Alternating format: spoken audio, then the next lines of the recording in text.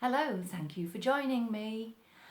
Do hit that subscribe button and do share because I am beginning to feel a bit like Billy No Mates at this end. But the idea of this is, as I say, a postscript to the piece that I posted yesterday on how our brains work largely in our favour, but especially with reference to reading. I've always struggled with reading. That makes it sound awful, but I've loved books all my life. I would curl up, the first thing I did after any exam was curl up with a novel, something trashy that I didn't have to really think about. So from that point of view, I've loved reading. But then I sort of hit the stage of my life where words began to trick me. And when I was doing my master's degree, I would be working in a library with journals, and I had to plough through quite a few articles, so it was easier to do it in the library than photocopy pages and pages and pages. But with the shiny paper under the strip lighting, well, hey, the words were doing this. They would jump around, and I could really empathise with children who said that the words did funny things and did dancing on the pages. And you could see parents' faces going, yes. And I say, I know exactly what they mean.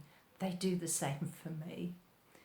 But you try reading as I had to in the library at university with a ruler below the line of reading and one above the line of reading to trap the words in place.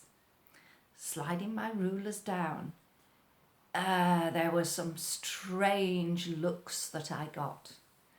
And I used to work on something called Erlen screening with children, checking to see if coloured glasses would help them.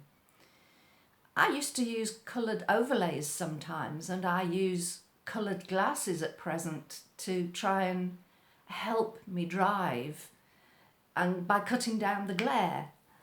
Yes, they do help a bit, but they don't help completely.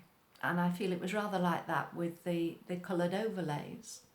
Though I did have one young man who stoically, no matter what friends would say about him wearing orange glasses, continued to wear them because they helped him so very much. But what's happened to make me want to say this? Basically, I saw on Facebook a piece about a different script, and it's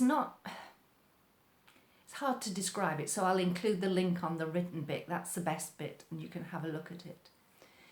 It's not a complete script, but it highlights the beginning of words. It puts them into bold. And I thought, right, okay, because as I said in my last piece, I can read just using half a line, I can read upside down. So how might this help? So I actually timed myself, and they're only short pieces unfortunately, reading the short piece in ordinary print. Then I gave myself a couple of hours so that I'd forgotten what I'd read and read it with this different print. And my time was shorter, but more important, I felt that the words were transferring from the page to my brain more effectively, more efficiently, because I did not need to read the whole word, and I did it reading silently and reading out loud. And each time I was reading the whole world, but I was obviously only actively looking at the first bold print bit. I'm probably not doing a very good job of explaining here. Have a look. I wasn't going to say anything, but I've had quite a lot of feedback coming through from people who've said, That's marvellous, that's brilliant. Okay, one or two said, couldn't stand it. Some said it made no difference. But if it helps some people, then from my standpoint, it's worth considering. So it's called Bionic Reading.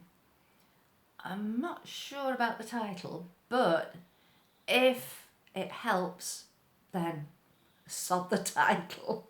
I'll have a go. Where we can get it, I don't know. I shall have to do lots more research, but I thought I would put it over to you, and if it's affecting you, your reading, then you might have a look too. So thank you for listening. Sorry if I sort of have a bit of a garbled message there, but it's not easy to explain it. Take care. Thank you for joining me. Bye.